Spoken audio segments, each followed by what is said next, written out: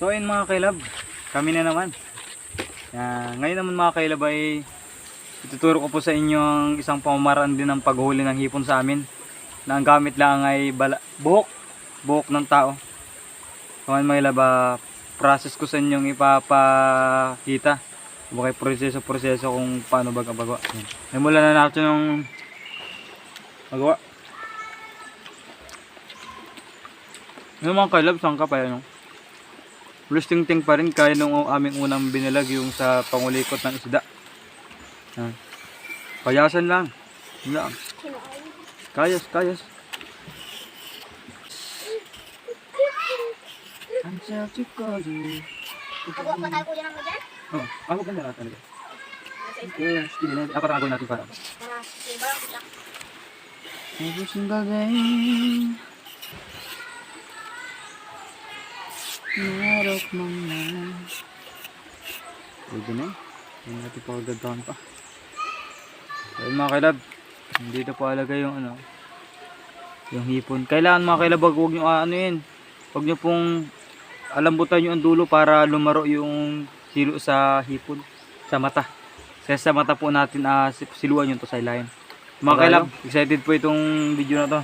Siyempre mga kailab, ang unang step ay humingi po kayo ng buhok sa inyong lola o inyong nanay.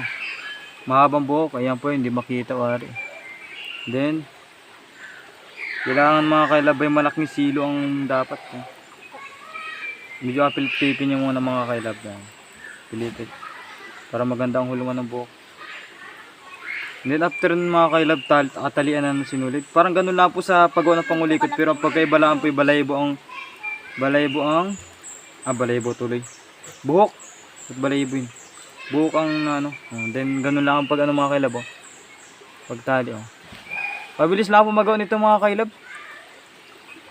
Yan. Ito po yung mga gawain namin mga kailab.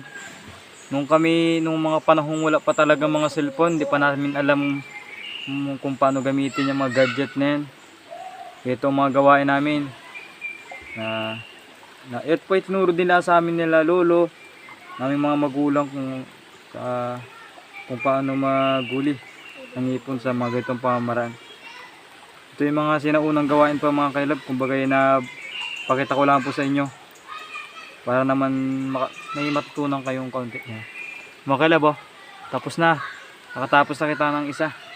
So ngayon mga kailab, testingin naman natin yung dalawa kong kasama, yung kapatid ko at pamangkin, kung marunong baga daw silang gumawa. Sabi sa akin ay marunong daw, at tignan natin. Umpisa na po silang gumawa. Sige, banat. Ano agawin? Unay, daw. Ngaba ng buhok. Ay, pwede na yan. Sige. Daliin na. Konting lang, sinulid. O, tama na yan. Pwede na yan.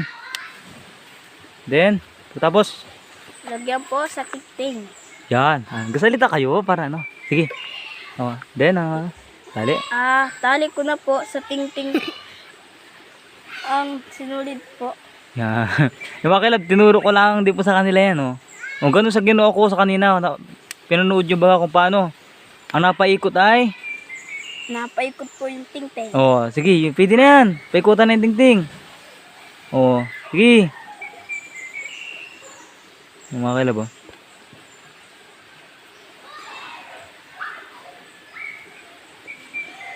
yan. Husay mago na rin. Ire po ay kapatid ko po, mga kailab. Ire po ay pingsang ko naman ay. Ano to aso. Yung kapatid ko mga kailab ay paso. Parang di mo lang nga di marunong yun, marunong pala.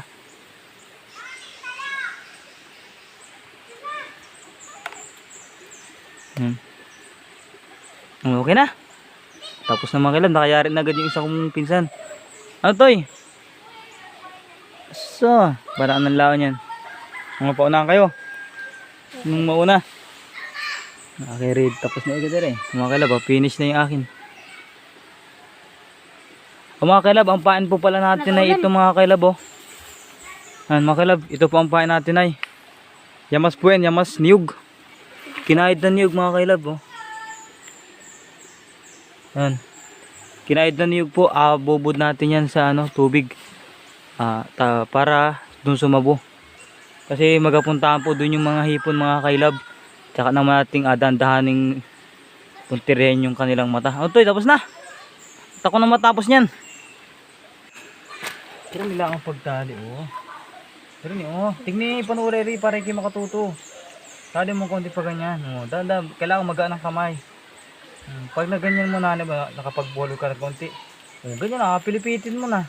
Oh, napakabilis man din, oh. Balik-balik mo lang. Balik-balikin mo lang ng tali, oh. Pwede na pang uli. Kailangan tapos pag kayo maulid, huwag nyo biglayin. Pag kayo mag dahan-dahan lang. Para di mapatid yung sinulid. Oh. Tapos ganun ang pagbulay. Oh. Ganun, oh, tali. Ganun lang. Oh. Napaka-basic naman din. Oh.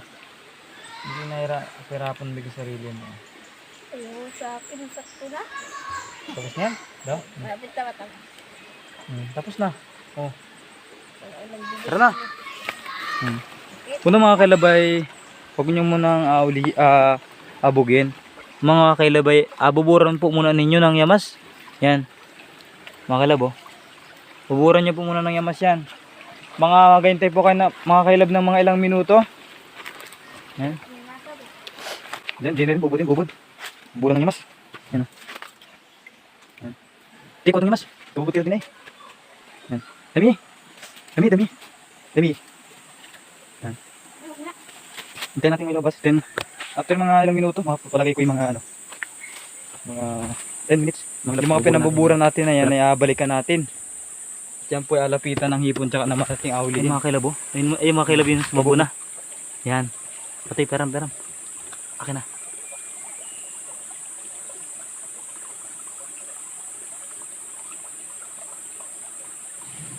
Ay! Patid! Hindi man. Sayang mga kailab nakawala. Sayang. Kaya akin. At mahaba yan. Kailangan ni mahaba. Yung akin nasa na. Yan. Una kong ginawa ere. Oh.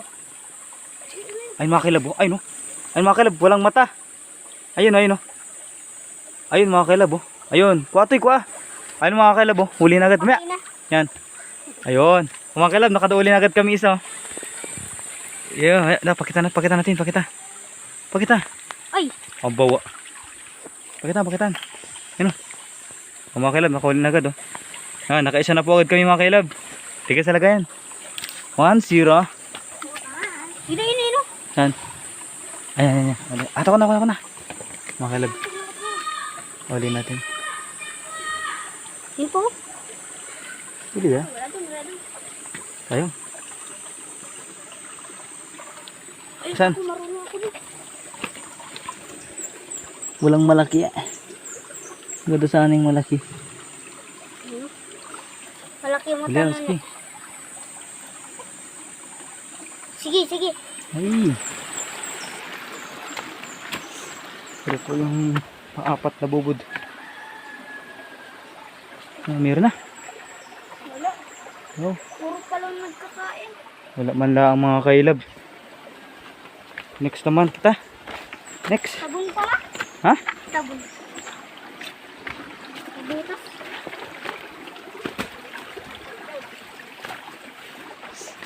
Mga kailab, ito po yung unang binubura namin eh.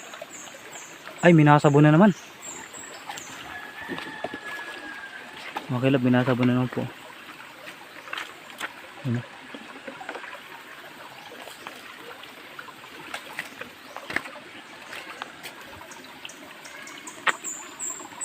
Tingnan doon natin huli niyang maliit.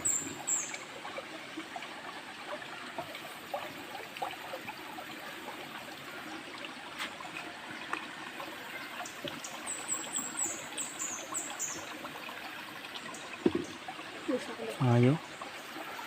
Yan. Ito eh.